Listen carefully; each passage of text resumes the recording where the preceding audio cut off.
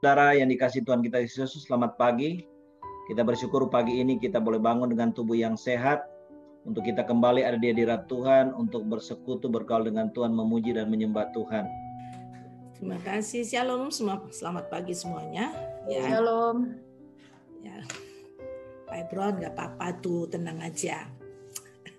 Haleluya. Yesus sudah menyembuhkan. Puji Tuhan. Ya, pagi hari ini kita jumpa lagi ya. Ya, saya di sini menyapa dulu karena tidak banyak yang dikenal ya secara langsung. Paling Moren, bye-bye Moren, pagi. Ya, Benyamin, Tuhan baik. Oke, pagi hari ini kita akan bersama Tuhan. Saya tidak akan panjang-panjang basa-basi katanya ya. Lebih baik kita ngobrol firman. Ya, kita baca dulu di dalam Lukas pasal yang pertama. Lukas 1 pasal yang pertama. Saya mau baca dari ayat 26 sampai dengan 38.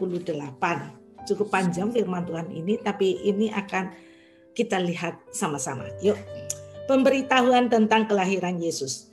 Dalam bulan yang ke-6, Allah menyuruh malaikat Gabriel pergi ke sebuah kota di Galilea bernama Nazaret, kepada seorang perawan yang bertunangan dengan seorang bernama Yusuf dari keluarga Daud. Nama perempuan itu Maria. Ketika malaikat itu masuk ke rumah Maria, ia berkata, "Salam, hai engkau yang dikaruniai, Tuhan menyertai engkau." Maria terkejut mendengar perkataan itu, lalu bertanya dalam hatinya, apa arti salam itu? Kata malaikat itu kepadanya, "Jangan takut, hai Maria, sebab engkau beroleh kasih karunia di hadapan Allah. Sesungguhnya engkau akan mengandung dan akan melahirkan seorang anak laki-laki, dan hendaklah engkau menamai dia Yesus. Ia akan menjadi besar dan akan disebut anak Allah yang maha tinggi. Dan Tuhan Allah akan mengaruniakan kepadanya tahta Daud bapa leluhurnya. Dan ia akan menjadi raja atas kaum keturunan Yakub sampai selama-lamanya, dan kerajaannya tidak akan berkesudahan." Kata Maria kepada malaikat itu, "Bagaimana hal itu mungkin terjadi? Karena aku belum bersuami." Jawab malaikat itu kepadanya, "Roh Kudus akan turun atasmu dan kuasa Allah yang Maha Tinggi akan menaungi engkau. Sebab itu anak yang kau lahirkan itu akan disebut kudus, anak Allah. Dan sesungguhnya Elisabet sanakmu itu, dia pun sedang mengandung seorang anak laki-laki pada hari tuanya, dan inilah bulan yang ke-6 baginya, yang disebut mandul itu. Sebab bagi Allah tidak ada yang mustahil." Kata Maria, "Sesungguhnya aku ini adalah hamba Tuhan, jadilah padaku menurut perkataanmu." Lalu malaikat itu meninggalkan dia. Ya, mungkin biasanya firman Tuhan ini akan kita dengar di saat Natal. Rata-rata orang hanya membawakan firman Tuhan ini di saat Natal. Tapi saya hari ini membawakannya bukan di saat Natal. Justru di tengah-tengah saat-saat yang sulit. Kita tahu sekarang di mana-mana ibadah belum bisa ya. Orang PHK besar-besaran karena COVID-19 ini telah mempengaruhi, melululantakkan perekonomian. Bahkan negara-negara besar aja udah mulai rontok istilahnya ekonomi mereka. Bahkan di mana-mana sudah terjadi peperangan, sudah menjadi kerusuhan di mana-mana. Bahkan Indonesia kemarin ada rusuh di Bandung, ya, akibat daripada menolak undang-undang, ya, menolak undang-undang tentang pekerjaan, ya, undang-undang yang sudah disahkan oleh DPR. Nah, kita mungkin melihat situasi yang begini nih, gimana sih kita melihat situasi yang seperti ini? Sering kali kita berdoa juga di tengah-tengah persoalan pribadi. Ya, apalagi masa sekarang ini mungkin banyak yang kena PHK, banyak yang nggak punya kerjaan. Tapi kehidupan kan harus tetap berlangsung. Iya, betul, Omnibus Law. Ya, mungkin kita selalu berkata, "Tuhan, ini begitu banyaknya hal-hal yang di depan kita. Bagaimana kami menyikapinya?" Ya, mari kita lihat. Kita lihat firman Tuhan ini, malaikat Tuhan datang kepada seorang perawan. Gabriel datang kepada Maria seorang perawan yang bertunangan dengan seorang bernama Yusuf. Dan dikatakan sesungguhnya ayat 31. Sesungguhnya engkau akan mengandung dan akan melahirkan seorang anak laki-laki, hendaklah engkau menamai dia Yesus. Ia akan menjadi besar dan disebut anak Allah yang maha tinggi. Kalau dibawa ke dalam kehidupan hari-hari lepas hari kita, kalau malaikat Tuhan itu datang, bahkan kamu akan melahirkan seorang anak laki-laki, padahal itu perawan. Kira-kira apa yang ada di benak kita? Ya, akan sama dengan apa yang ada di dalam benaknya Maria. Bagaimana mungkin itu akan terjadi? Kita lihat ayat 4. Kata Maria kepada malaikat itu, bagaimana hal itu mungkin terjadi karena aku belum bersuami? Sama, saat ini saat kita berdoa kepada Tuhan untuk persoalan-persoalan kita, terkadang jujur apa yang kita doakan lain di mulut, lain di hati, lain di pikiran. Ya. Kita tahu firman Tuhan, ya, kita tahu firman Tuhan. Kita sangat tahu firman Tuhan.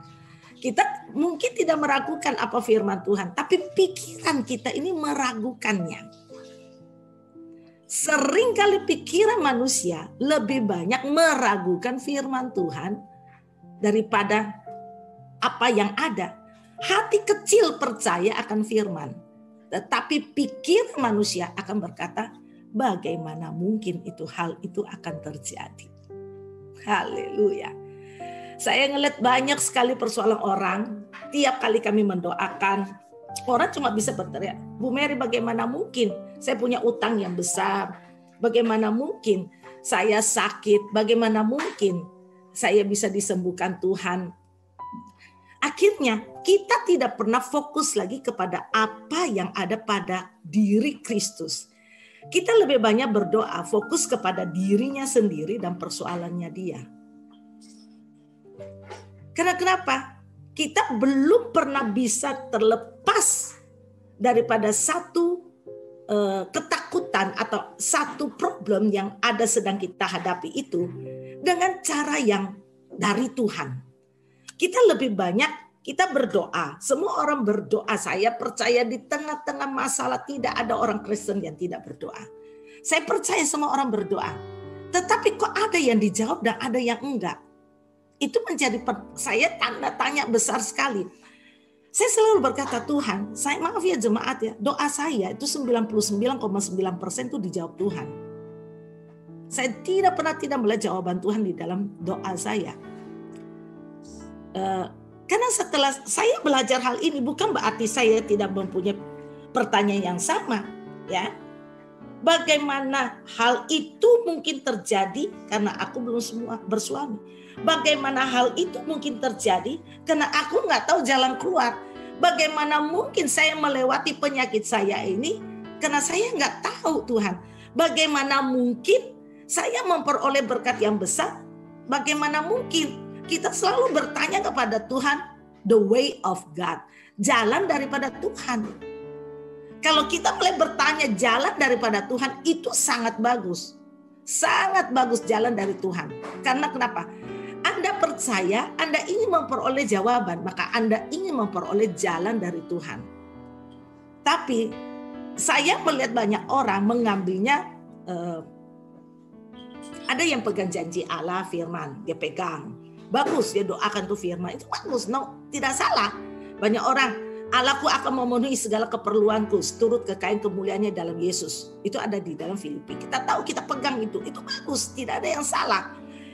Permasalahannya, kita pegang janji Allah tanpa mengundang Roh Kudus atasnya. Betul.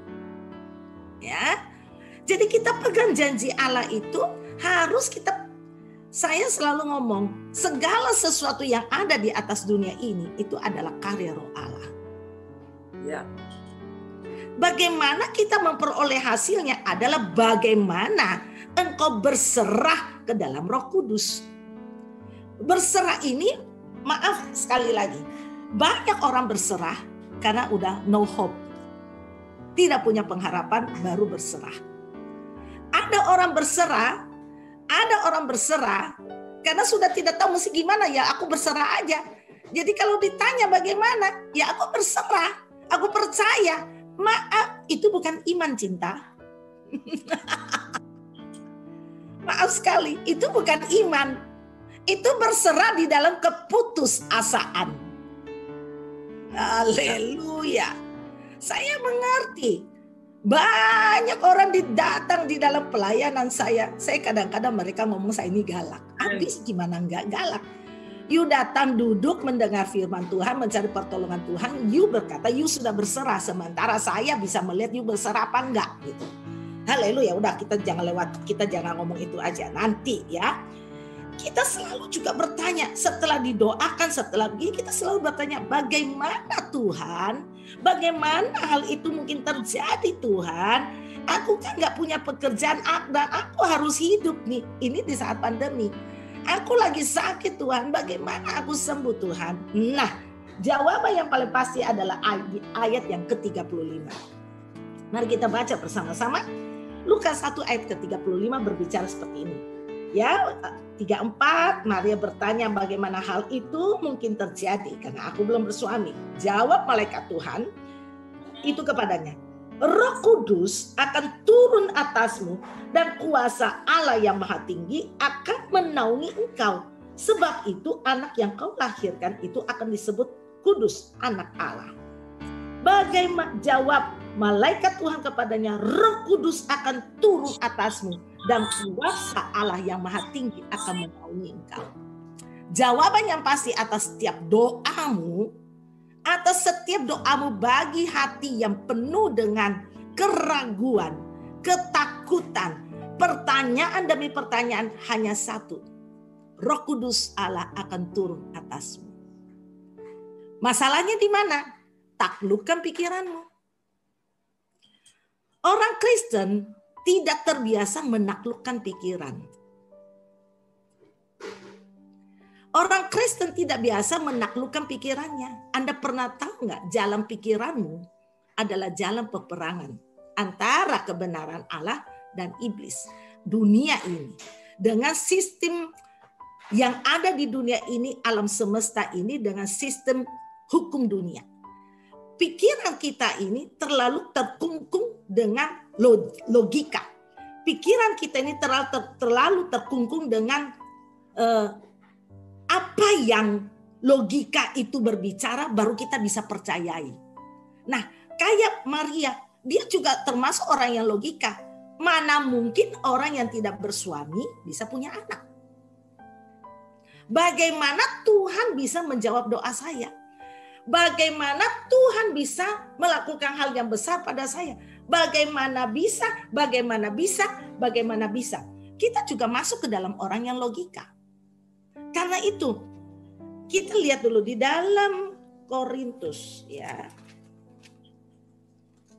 Inilah orang Kristen, mari kita belajar pagi hari ini bagaimana kita sebagai orang Kristen belajar menundukkan pikiran kita ya. Di dalam 2 Korintus 10. Ya. Bagaimana kita ini menundukkan hati dan pikiran kita. Nah, ayat yang ketiga mulai. Memang kami masih hidup di dunia, tetapi kami tidak berjuang secara duniawi. Lihat baik-baik. Memang kami masih hidup dalam dunia,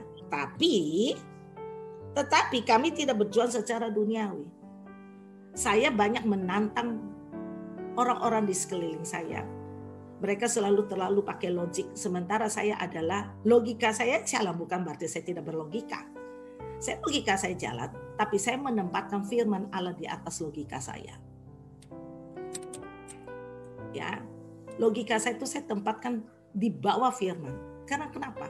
Belajar, saya melatih diri saya ini sudah 20 tahun jemaat. 20 tahun melatih, bahkan 24 tahun saya melatih bagaimana menundukkan diri, pikiran logika saya di bawah firman. Ya, kita lihat. Karena saya mengerti firman Tuhan ini. Karena senjata kami dalam perjuangan bukanlah senjata duniawi. Jadi jangan pakai cara dunia. Kalau Anda memakai cara dunia, Anda akan melihat seperti ada pertolongan tapi ujungnya kekecewaan. Ya. melainkan senjata yang diperlengkapi dengan kuasa Allah yang sanggup untuk meruntuhkan benteng-benteng. Tetapi senjata ya yang sanggup meruntuhkan benteng-benteng. Kami mematahkan setiap siasat orang. Itu siasat letaknya di mana? Ini. Siasat itu letaknya adalah di dalam pikiran. Dan saya bilang siasat itu adalah inspirasi jahat. Inspirasi iblis itu ada disebut itu siasat. Makanya orang itu di dalam pikirannya, saya selalu ngomong, pikiran itu kenapa dikatakan alam pikiran? Alam pikiran itu kenapa kok disebut alam? You bayangkan, you pandang matamu keluar, you lihat alam semesta sebegitu luasnya. Itulah jalan pikiran orang, sebegitu luasnya. Alam pikiran manusia itu bisa seluasnya. Anda bisa duduk di sini begitu satu teng, Anda bisa langsung lari ke Amerika melihat situasi Amerika dengan jalan pikiranmu.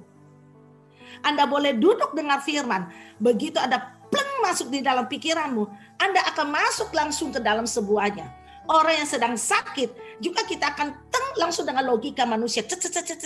Kalau saya sakit ini saya harus begini, saya harus begini, saya harus begini. Itu logika. Ya, itu logika.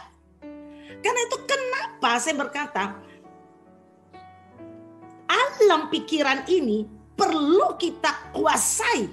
Itu disebut kita diberi otoritas kuasa oleh Allah ya untuk mengusir, menyembuhkan, mentahirkan, membangkitkan ya, dan dikatakan dalam Lukas 10:19 sehingga tidak ada yang membahayakan kamu.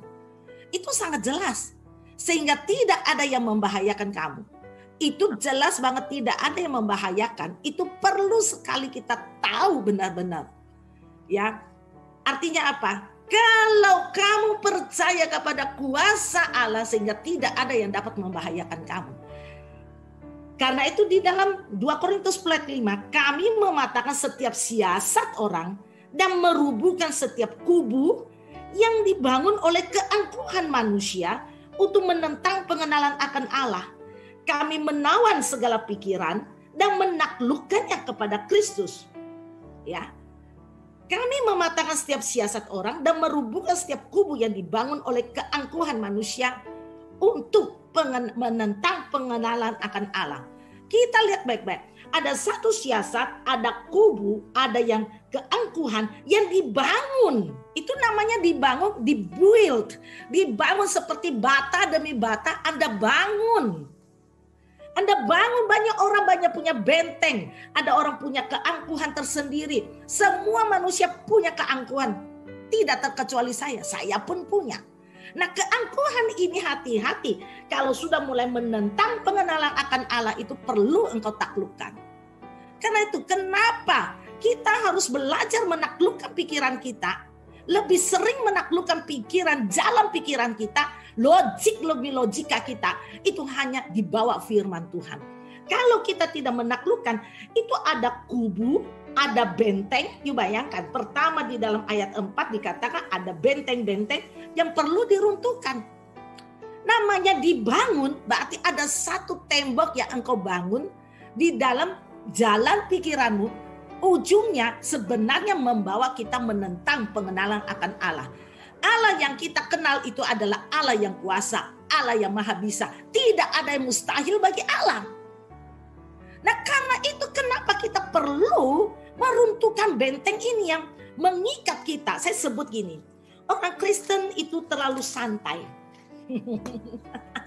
Orang Kristen terlalu santai. Gimana enggak santai? Dengar firman Tuhan, haleluya, amin, selesai. Pulang, selesai. Glory, haleluya. Kapan praktek doa? Ya, halo. Haleluya. Saya kalau bawa firman kita santai aja bicara, ini kebenaran. Dan inilah kelemahan kita. Kita yes, kita amin. Dahsyat Allah kita. Pulang sampai ke rumah.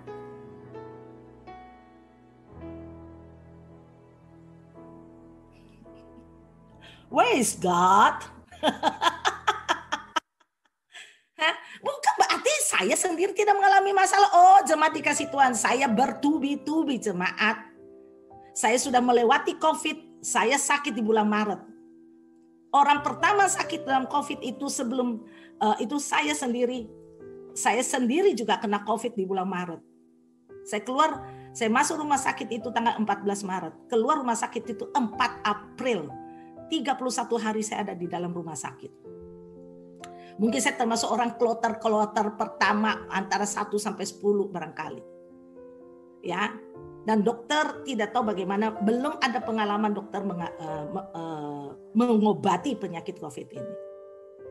Saya dikasih Tuhan lihat bagaimana roh saya dicomot, mau dimasukin ke dalam keranjang. Saya lihat, ya, 2 kali awalnya saya cuma pikir itu mimpi buruk, tapi hari kedua saya melihat lagi hal itu. Akhirnya saya mulai berdoa, saya mulai berontak. Demi nama Yesusku yang hidup, yang penuh kuasa, segala roh maut engkau harus keluar. Engkau yang mengikat aku di dalam bentuk apapun, engkau harus melepaskan cengkraman tanganmu daripada roh saya. Jemaat dikasih Tuhan, saya bertubi-tubi jemaat, bukan berarti saya tidak punya masalah. Ya, Ibu Lisa, saya tahun lalu divonis dokter kanker. Ya, saya tahun lalu divonis dokter itu saya kanker. Saya dioperasi juga di bulan April. Ya, saya dioperasi itu kira-kira tanggal 6 April. Dengar baik-baik. Tapi saya tidak di kemo. Saya mau katakan kepada kita semua, bukan berarti saya tidak punya problem. Iblis tidak suka melihat hamba Tuhan yang berbicara benar, itu dibiarkan santai. Saya mau katakan kepada kita semua masalah ada, bukan berarti tidak ada. Tapi seberapa banyak engkau menundukkan logikamu. Semakin banyak engkau diberi, semakin banyak engkau akan diuji itu. Saya bisa khotbah seperti ini, bukan karena saya hebat, tidak jemaat. Tuhan yang menuntun langkah saya. Bagaimana percaya kepada firman, bagaimana mengandalkan Roh Kudus, itu berjalan di dalam setiap langkah hidup saya. Saya mau katakan, Allah kita dahsyat. Tapi bagaimana engkau mengundang Roh Kudus Allah itu turun atas engkau. Saat saya divonis kanker di Singapura, saya dioperasi. Saya pulang, saya bertanya sama Tuhan, Tuhan apa yang ada? Saya berdoa, setiap malam saya berdoa. Saya tidak pernah, saya mulai fokus kepada Tuhan. Itulah pembelajaran yang Tuhan berikan kepada saya. Bagaimana saya fokus kepada Dia, bukan kepada masalah saya. Saya fokus kepada pribadi Allah, saya fokus kepada Dia, saya fokus kepada kebenaran firman Allah. Pikiran ini, benteng-benteng ini saya hancurkan dengan kuasa Allah. Logika-logika manusia saya hancurkan dengan kuasa Allah. Saya berkata setiap benteng yang ada di dalam pikiran saya menentang pengenalan akan Allah, saya hancurkan. Saya gampang ngomong saat ini karena kenapa? Saya sudah melewati badai itu. Dan Anda yang saat ini ada di dalam badai, fokuskan pikiranmu kepada Tuhan. Dan cari Roh Kudus. Di dalam doamu fokus kepada Allah. Karena kenapa? Yang bisa melakukan mujizat dalam hidup kita.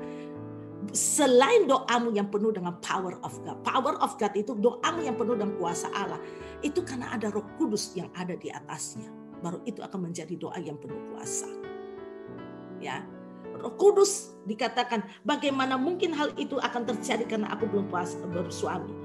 Jawab malaikat, Roh Kudus akan turun atasmu dan kuasa Allah yang Maha Tinggi akan menaungi engkau. Jemaat dikasih Tuhan, di saat saya sedang sakit seperti itu, saya pulang dari rumah sakit itu pulang dari Singapura.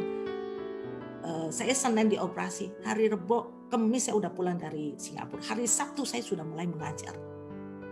Saya udah mulai khotbah dengan jemaat yang hadir.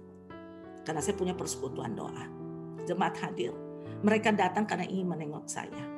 Saya masih pucat, masih lemes. Setelah saya mengajar tentang kekuatan kuasa Allah, saya berdoa sampai hari Minggu. Itu hari Sabtu Minggu itu saya kira-kira tengah malam, Sabtu tengah malam masuk ke hari Minggu. Saya berdoa, Tuhan, saya percaya kebenaran-Mu ya dan amin. Dan saya perlu satu kekuatan untuk mewujudkannya. Tiba-tiba satu perkataan dan saya melihat salib Kristus.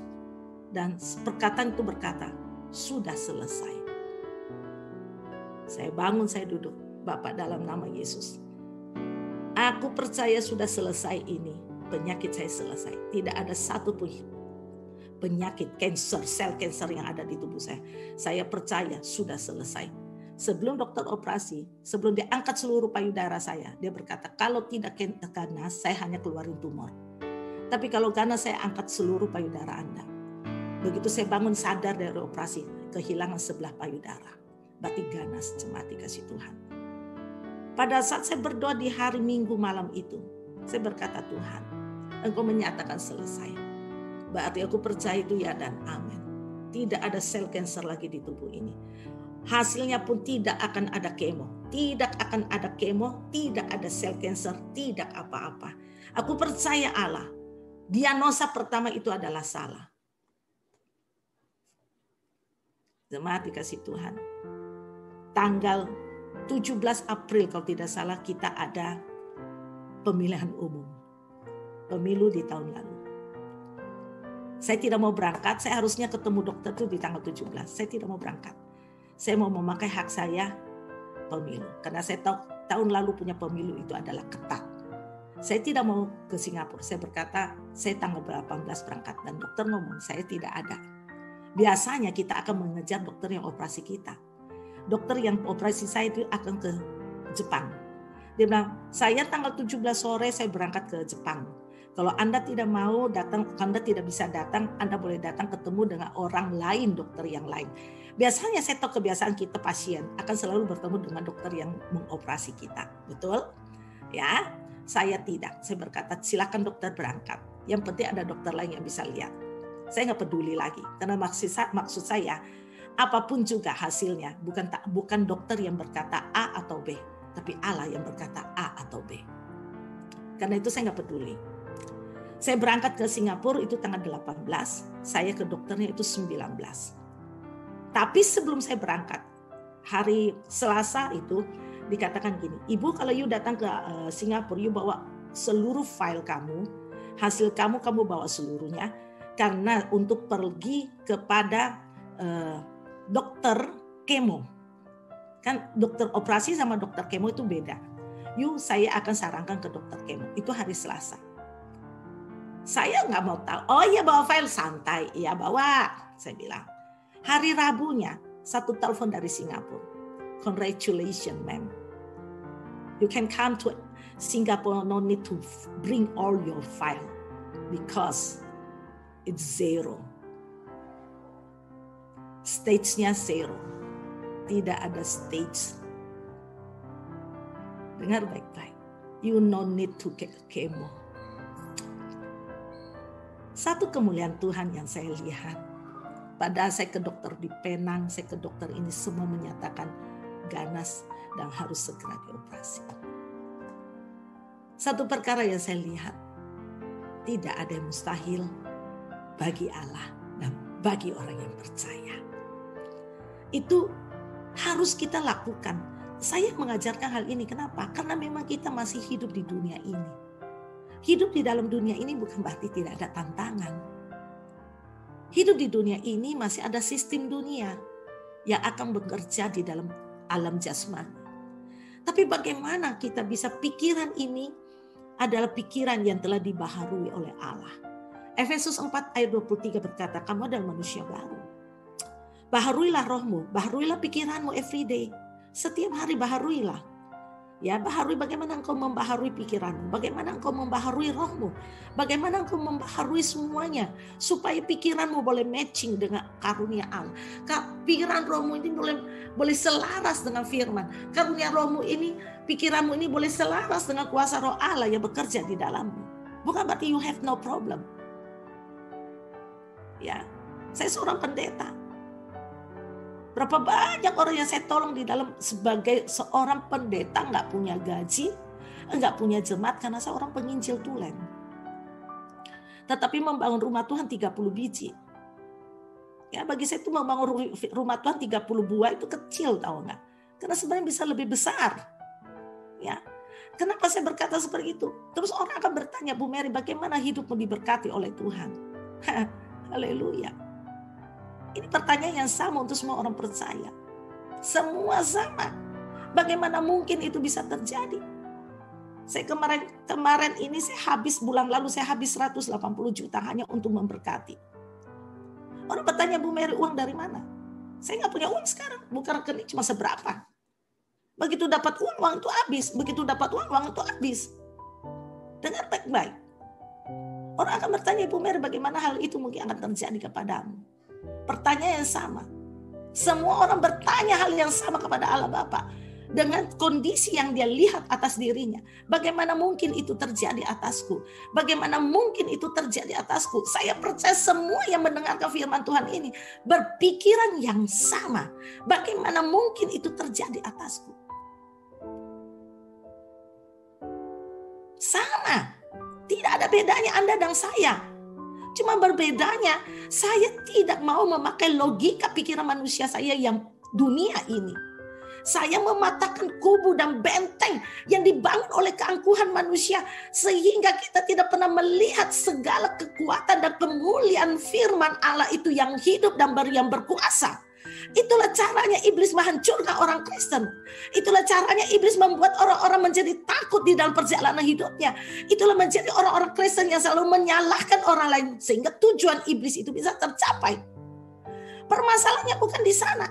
Permasalahannya adalah bagaimana dirimu tunduk di bawah Allah, percaya akan firman Allah, melihat kepada firman Allah dengan menaklukkan jalan pikiranmu, menaklukkan dan merubuhkan benteng-benteng yang telah dibangun selama ini ada di dalam hidup kita.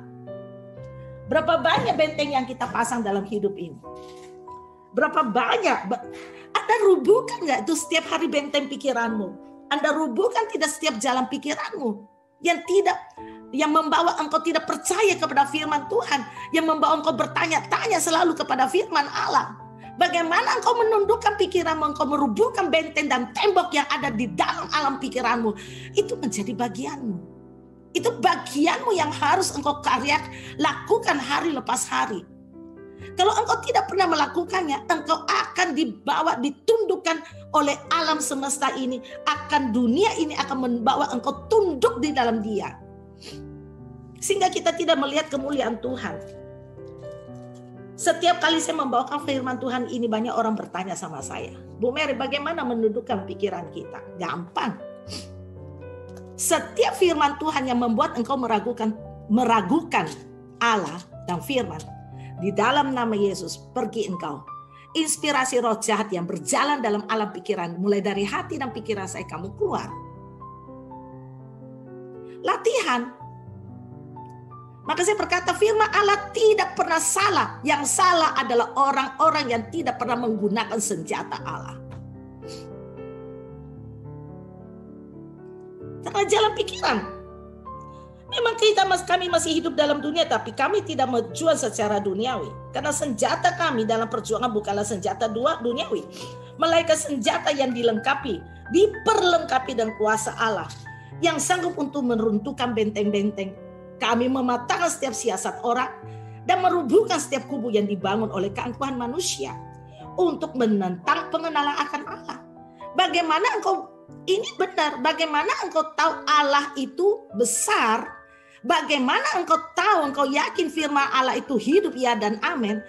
Kalau jalan pikiranmu menjadikan kubu satu siasat di dalam keangkuhan manusia karena terlalu banyak knowledge, itu dikatakan dibangun oleh keangkuhan manusia untuk menentang pengenalan akan Allah. Sebab dikasih Tuhan, saya bukan orang yang tidak mengalami problem. Saya mengalami problem, tapi demi nama Yesus Kristus Allah yang hidup itu, aku melewati setiap badai yang ada. Cuma dikasih Tuhan. Semua orang sama. Kita meragukan Allah. Bagaimana mungkin? Bagaimana mungkin Tuhan? Bagaimana mungkin? Bagaimana mungkin? Jawabannya cuma satu. Roh Kudus akan turun atasmu dan kuasa Allah yang Maha Tinggi akan menaungi engkau. Sebab itu anak yang kau lahirkan itu akan disebut kudus, anak Allah.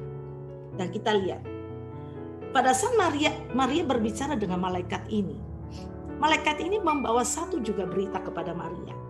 Dan sesungguhnya Elisabet sanakmu itu ia sedang mengandung seorang laki-laki pada hari tuanya. Dan inilah bulan ke-6 bagi dia yang disebut mandul itu. Lihat, di dalam satu perikop ini menyatakan perkara-perkara yang sudah tidak lazim. Satu, perawan bisa melahirkan. Yang kedua, Elisabet yang sudah tua pada hari tuanya, ya, dia sedang mengandung, dia yang disebut mandul itu. Lihat, yang mandul bisa punya anak, yang perawan bisa punya anak. Satu perikop ini kita selalu hanya melihat bahwa inilah tanda kelahiran Kristus. Tapi di tempat inilah juga menjadi tanda kelahiran baru bagi kita semua. Sebuah kelahiran yang baru. Kenapa? Sebuah kelahiran mau you mandul, mau you perawan, mau you apa. Kalau kuasa Allah yang maha tinggi turun atas engkau, maka engkau akan melihat hal-hal yang ajaib akan terjadi atas hidupmu. Engkau boleh mungkin mandul di dalam mujizat. Hari ini mujizat Allah akan turun. Haleluya. Kalau kuasa Allah yang maha tinggi turun menaungi engkau, maka yang disebut mandul aja akan melahirkan di hari tuanya. Karena kenapa dikatakan? Sebab bagi Allah tidak ada yang mustahil. Itu bagian Allah. Itu tidak ada yang mustahil bagi pihak Allah. Ada satu pihaknya bagian kita. Sesuatu itu terjadi karena ada dua pihak. Datangnya dari Allah, dia kuasa kebenaran firman, Roh Kudus berkarya, Yesus Kristus buka pintu, kita, bagian kita yang percaya juga dikatakan tidak ada yang mustahil bagi orang yang percaya. Bagaimana engkau bisa percaya? Bagianmu untuk menaklukkan pikiran. Orang tidak menerima mujizat dan pertolongan Allah. Dia terlalu memakai jalan pikiran dunia. Dia tidak membawanya tunduk kepada Kristus.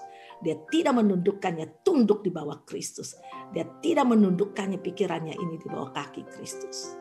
Dan itulah menjadi peperangan di dalam pikiran semua orang percaya.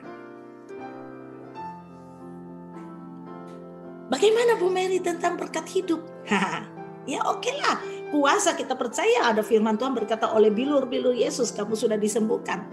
Itu aja kalau kamu imani, kamu berkarya di dalam rohmu, itu udah dapat. Ya. Kita lihat di dalam Kisah Rasul 4. Sebenarnya panjang nih ya. Tapi ya berhubung jamnya, saya sekarang lagi lihat jam piro lagi. Jam 7.44, terlalu panjang. Ya. Kita lihat Kisah Para Rasul 4. Mulai ayat 27. Sebab sesungguhnya telah berkumpul di dalam kota ini Herodes dan Pontius Pilatus bersama bangsa-bangsa dan suku-suku bangsa Israel melawan Yesus, hambamu yang kudus yang engkau urapi. Untuk melaksanakan segala sesuatu yang telah engkau tentukan dari semula oleh kuasa dan kehendakmu. Dan sekarang ya Tuhan, lihatlah bagaimana mereka mengancam kami. Ya, lihat. Ini orang para rasul pun mengalami ancaman. Ya. Bagaimana mereka mengancam kami dan berikanlah kepada hamba-hambamu keberanian untuk memberitakan firman-Mu. Ini permintaan para rasul.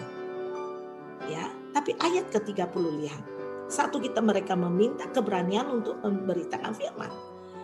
Ayat yang ke-30. Ulurkanlah tanganmu untuk menyembuhkan orang. Dan adakanlah tanda-tanda dan mujizat-mujizat oleh nama Yesus hambamu yang kudus. Ayat 31, lihat baik-baik. Dan ketika mereka sedang berdoa, goyanglah tempat mereka berkumpul itu. Dan mereka semua penuh dengan Roh Kudus. Lalu mereka memberitakan firman Allah dengan berani. Padahal ini tadinya adalah orang pengecut.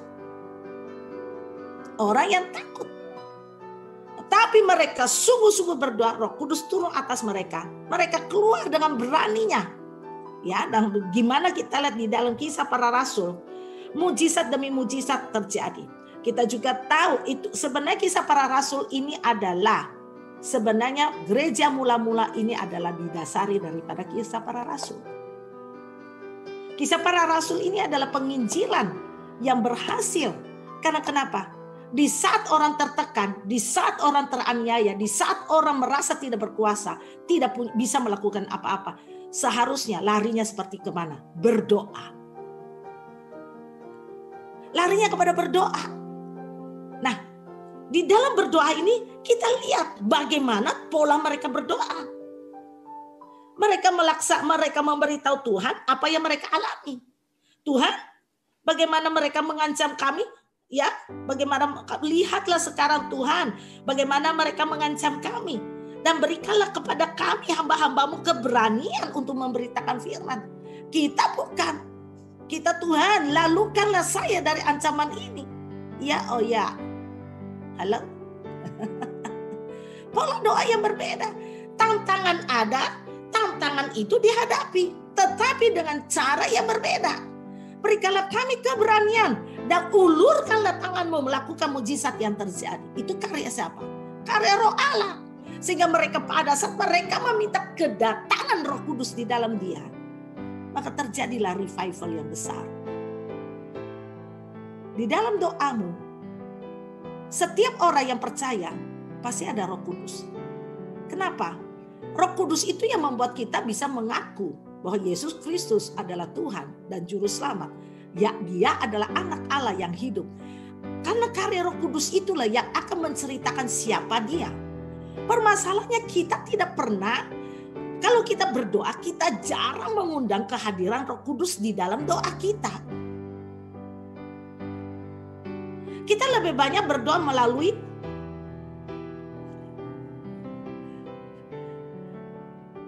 juga berdoa melalui apa? Pikiran kita, melalui jalan pikiran kita. Kenapa kok kita tidak minta Roh Kudus memimpin kita di dalam sebuah doa? Ceritakan aja masalah, setelah itu finish. Tuhan, aku saat ini sedang sakit, aku menghadapi ini. Anda tahu kemarin kenapa saya dikasih Tuhan orang itu sampai 100 juta? Saya cuma ngomong ini, Tuhan, bulan ini kalau saya tidak punya uang 150 juta Tuhan, saya nggak tahu harus mesti gimana.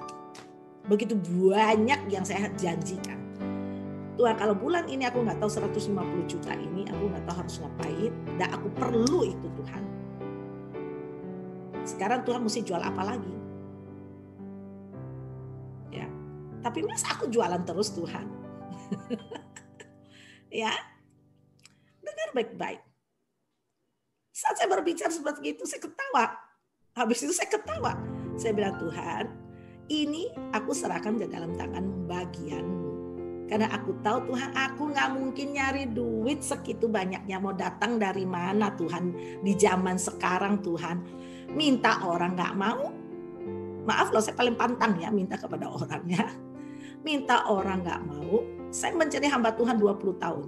Tidak pernah satu proposal pun yang saya keluarkan untuk setiap pelayanan saya. Pada pelayanan saya ke Papua itu 400 juta, itu saya pergi 2 kali. Ya, saya kalau menghabiskan dana di dalam pelayanan 1 tahun itu kurang lebih 3M. Saya kalau mau kaya sudah kaya jemaat. Ya, saya kalau mau kaya saya sudah sangat kaya. Saya kalau mau pakai Alphard itu saya udah pakai. Bahkan saya mungkin bisa pakai 2 biji Alphard di rumah saya. Tapi bukan itu jemaat. Berkendara mewah buat apa? Kalau bukan nama Tuhan dimuliakan. Saya mau katakan kepada Anda semua, benar. Saya membangun satu panti rehab itu 850 juta. Bangunannya top. Dan tanahnya 350 juta. 1M lebih di dalam bulan kemarin. Akhir tahun kemarin sampai bulan Mei apa Juli kemarin selesai. Dengar baik-baik. Membelikan pendeta ladang padi 3.000 meter. Orang lain bertanya, Bu Mary duit dari mana? This is not mine. Itu bukan uang saya. Ya, itu bukan saya, itu milik Tuhan. Karena itu kenapa? Mungkin orang lain lihat saya itu hamba Tuhan yang aneh. Betul sih, saya rada aneh mungkin. Ya. Karena itu sama dikasih Tuhan. Setiap orang harus tahu. Ya, saya sambil khotbah ini banyak sekali firman Tuhan karena di dalam sini kelompok sini banyak hamba-hamba Tuhan untuk menguatkan apa yang saya ngomongkan. Karena kalau saya mesti baca satu-satu terlalu panjang itu firman. Ya, kalian bisa lihat chattingannya. Ya. Karena itu dengarkan baik-baik. Bagaimana kita menjalani hidup? Firman Allah kita pegang itu roh yang hidup, perkataan Allah yang hidup. Kalau dia perkataan hidup, maka Yesaya 55 ayat 11 itu akan terjadi. Firmanku tidak pernah akan kembali kepadaku dengan sia-sia. Tapi dia akan melaksanakan apa yang telah kuperintahkan di dalamnya. Berarti di dalam setiap firman Tuhan itu ada mengandung satu power, perintah. Nah, bagaimana kita percaya itu? Perintah itu hanya bisa dilaksanakan oleh Roh Kudus. Nah, karena itu kenapa Tuhan memberikan kita seorang penolong, yaitu Roh Kudus. Berapa banyak kita bergaul karib dengan Roh Kudus itu menentukan hasil di dalam hidup. Bagaimana engkau menundukkan pikiranmu, itu juga menentukan hasil daripada. Penundukan pemikiran ini perlu. Kalau engkau tidak baharui pikiranmu setiap hari, tidak membaharui rohmu setiap hari, engkau akan terikat. Engkau tidak akan melihat kemuliaan Tuhan. Karena kenapa? Belum perang dengan iblis, kamu sudah perang dengan dirimu sendiri. Jangankan bilang bahwa perang dengan iblis, perang kamu sudah belum apa-apa. Sudah perang di dalam dirimu. Ya. Kita udah perang dalam diri kita sendiri, tahu nggak? Antara hati kita dengan pikiran kita. Mudah aja kita berkata kepada orang lain, berilah. Ya. Berilah. Saya juga tidak sembarangan memberi. Walaupun yang datang kepada saya banyak orang, saya tidak sembarangan memberi. Karena saya akan nanya kepada Roh Kudus, ini orang boleh nggak diberi? Nah, saya jujur. Tapi kalau Tuhan yang nyuruh, lu nggak usah ngomong, aku juga tahu bagaimana caranya bergerak. Karena ketundukan kita bukan kepada apa yang kita lihat, apa yang ada di dalam jalan pikiran. Penundukan kita itu adalah penundukan diri kepada apa yang Allah mau. Ya. Saya pernah di dalam sebuah pelayanan jemaat di kota kecil. Ya. Dan ada seorang bapak-bapak, dia mengikuti saya dari satu kota ke kota lain. Waktu saya khotbah, karena kota itu kurang lebih ada yang 2 jam, ada yang cuma 1 jam. Jadi 3 hari saya khotbah itu dia ikut saya. Dari kota yang sedikit besar ke kota lebih kecil, ke kota yang lebih besar. Dia ikutin saya.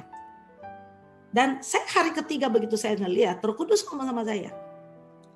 PK-mu, ya, PK-mu itu kamu berikan kepada Bapak itu. Oh Tuhan, yang benar aja bajunya lebih keren. Pakai dasi segala, celana, sepatu pantofel. Kita pendeta aja pakai baju masih koboi. Tuhan bilang kasih nak. Ya Tuhan bilang kasih nak. Oke Tuhan, saya kasih Tuhan. Saya bilang. Tapi masa saya kasih orang yang bajunya yang keren gitu. Sementara maaf ya, saya hamba Tuhan hidup dari apa yang Tuhan anugerahkan kepada saya. Udah dari Bogor berangkat ke sana, bawa mobil, perlu bensin, perlu makan. Itu perlu semuanya, nggak mungkin nggak kita ini hidup itu harus, itu disebut logika jujur, tahu nggak? Bukan berarti kita nggak perlu ya. Begitu mulai hitung ongkos, Tuhan haleluya amin, ini dapat PK sama ongkos lebih besar ongkos nih, sekarang Tuhan suruh ngasih pula, haleluya kan, betul, taat aja kasih. 1 tahun kemudian saya kembali ke kota yang sama, Bapak itu datang kepada saya. Ibu Mary, saya waktu itu, karena waktu itu saya kasih melalui anak saya. Saya tidak langsung kasih, saya suruh anak saya kasih. Jadi dia tidak ketemu langsung sama saya karena waktu itu jemaat banyak mengelilingi saya. Tapi 1 tahun kemudian dia datang kepada saya. Ibu Mary, you mau tahu nggak? Hari itu sebenarnya saya tidak punya uang untuk berobat.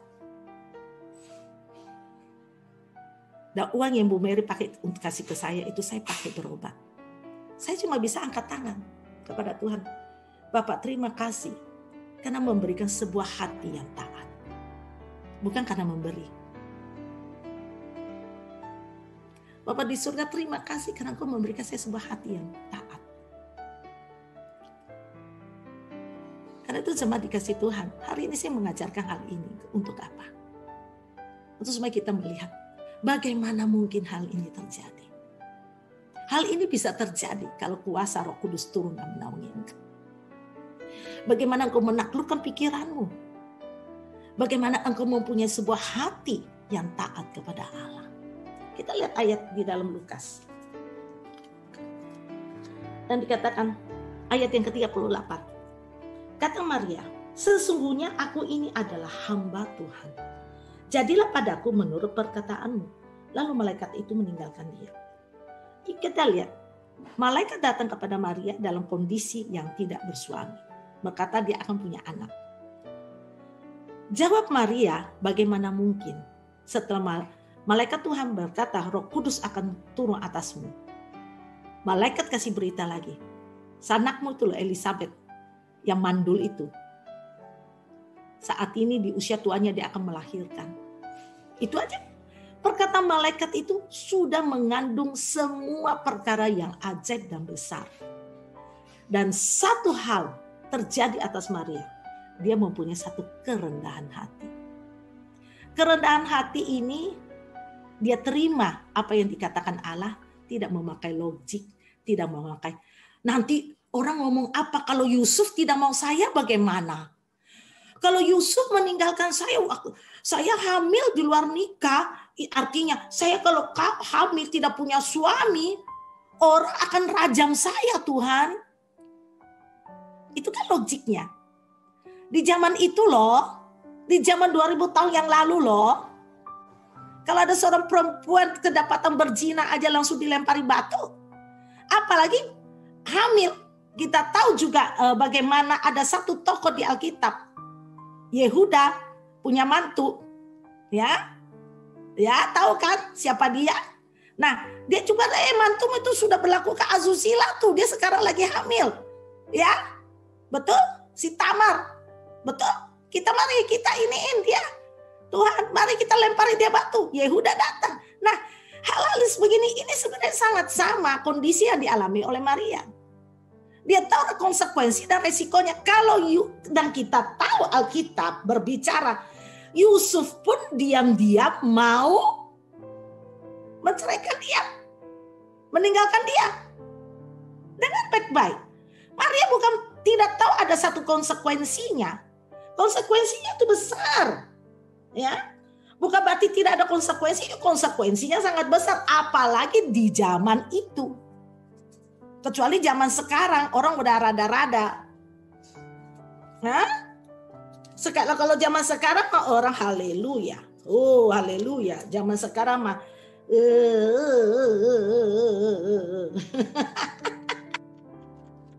kita lihat di dalam Injil Matius 1. Ya. Ayat 18.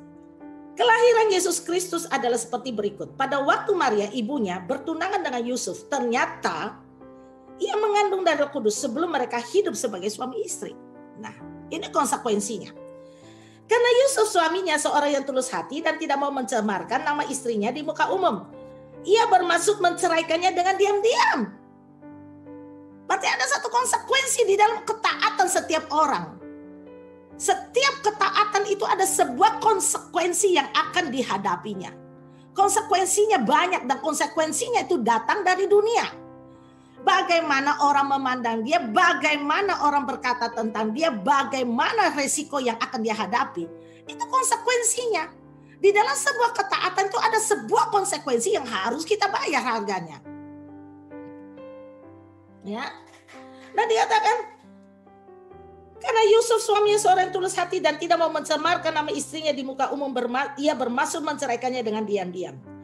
Tetapi ketika ia mempertimbangkan maksud itu, malaikat Tuhan nampak kepadanya dalam mimpi dan berkata, Yusuf, Jangan engkau takut mengambil Maria sebagai istrimu.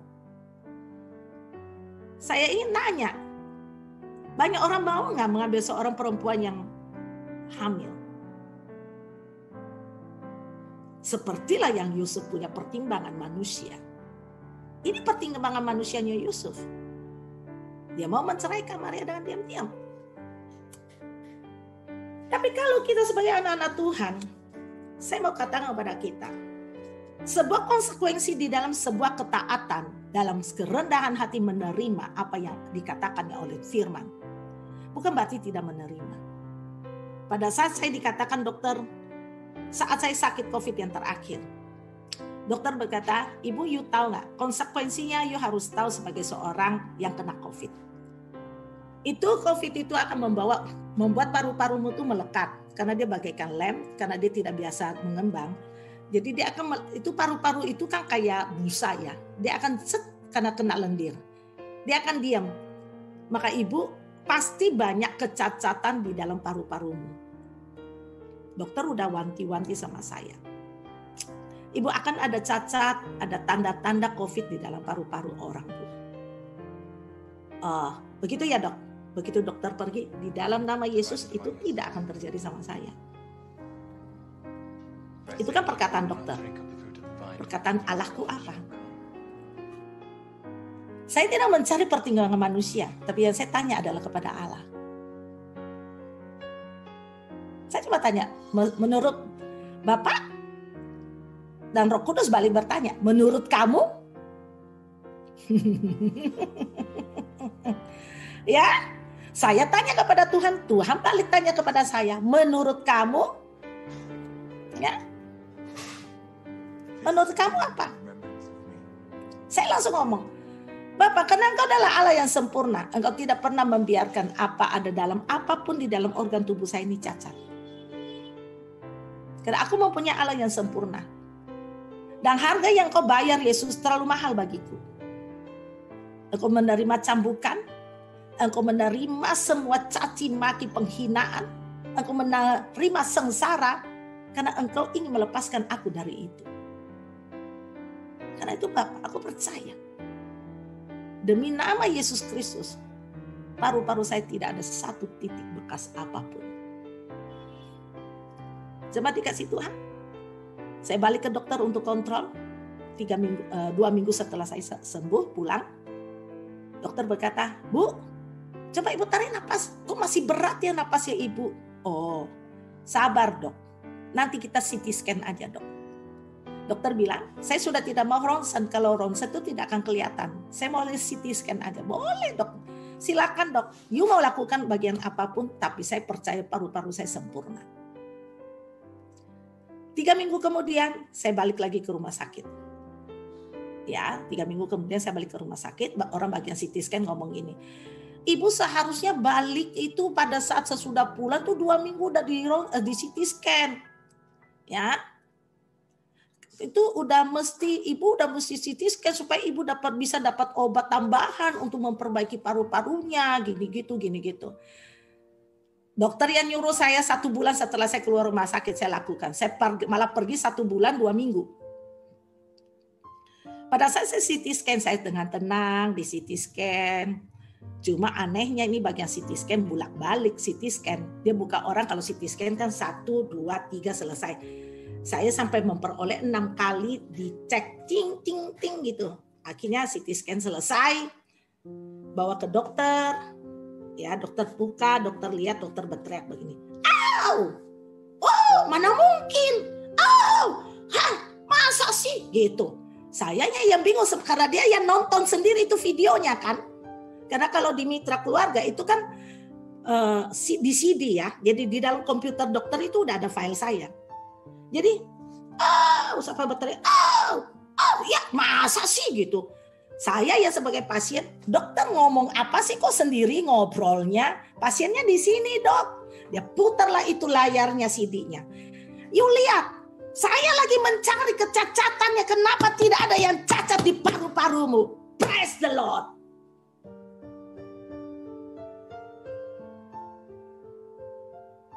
Dan dia berkata, Saya ini mencari titik di mana ada kecacatan di dalam paru-parumu. Dan saya tidak menemukan apa-apa.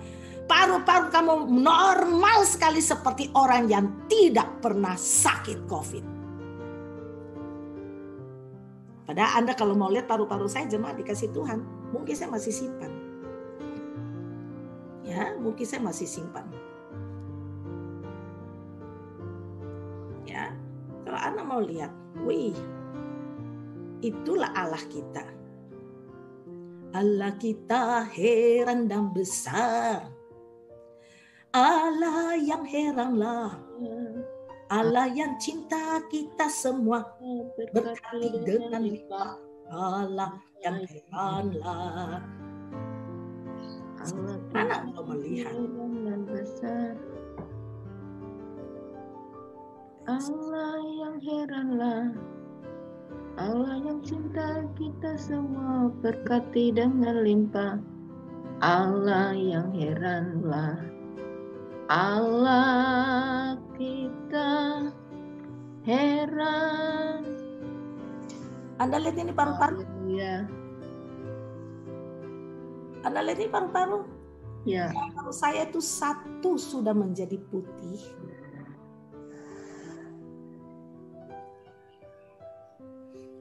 Kita ngomong, kalau Anda, saya kan waktu itu Tuhan suruh keluar dari ruang ICU, isolasi ICU.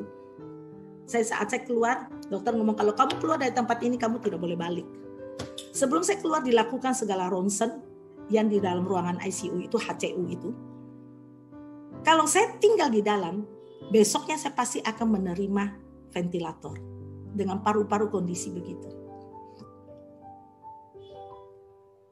Tapi karena saya pindah ke ruangan biasa, dengan paru-paru saya begitu, besok dokter datang sore, dia melihat, you udah keluar, you harusnya ada di dalam ICU, you harusnya sudah dipasang ventilator dengan paru-paru seperti itu. Saya bilang, dok, you percaya nggak? Tuhan saya suruh saya keluar dari ruangan itu. Saya keluar dengan tanda tangan loh jemaat. Saya tanda tangan surat pernyataan.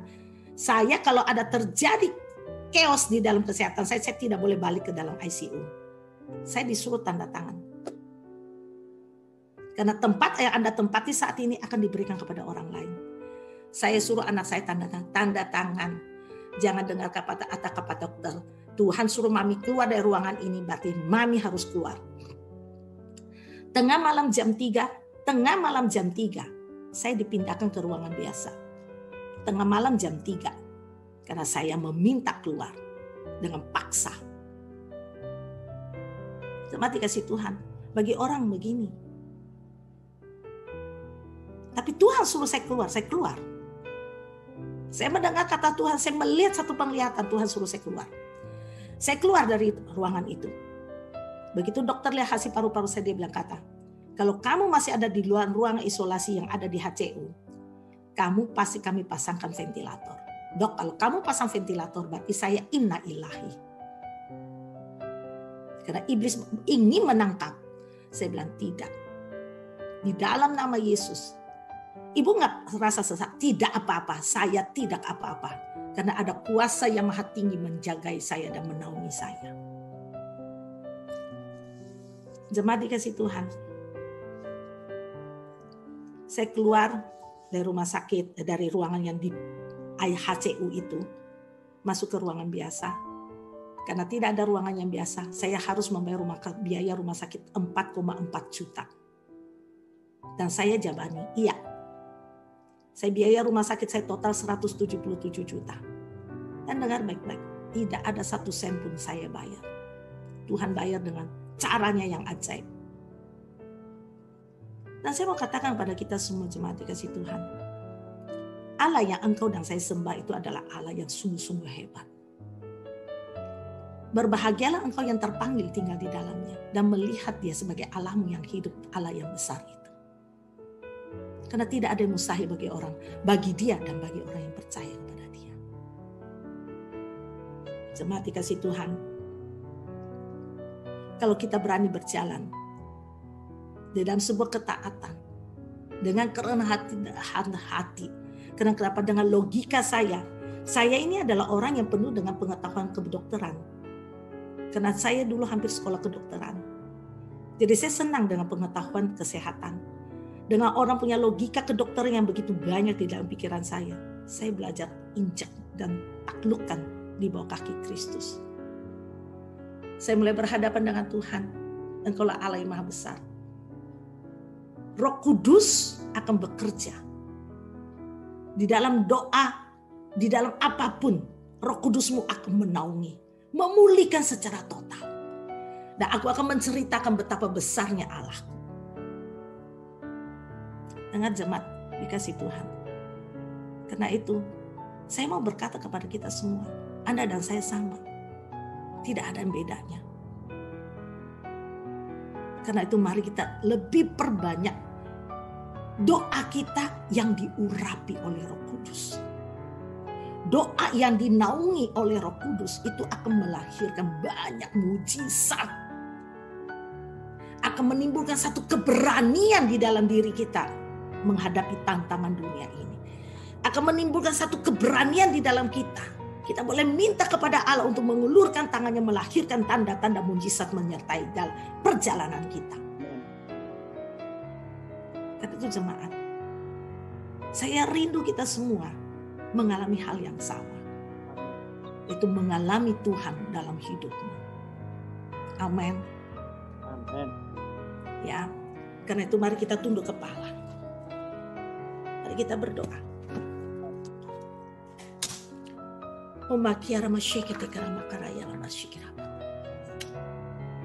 Bapa, dalam nama Yesus, ini kami menaklukkan hati dan pikiran kami di bawah kaki. Karena kami percaya firman-Mu ya dan amin. Dan kuasa Roh Kudus-Mu turun atas kami dan menaungi kami dan kekuatan kuasa. Sehingga kami semua boleh dipulihkan. Kelemahan tubuh kami di dalam nama Yesus Amin. Sudah dipulihkan. Amin. Kami membawa Pak Hebron juga ke dalam tangan-Mu.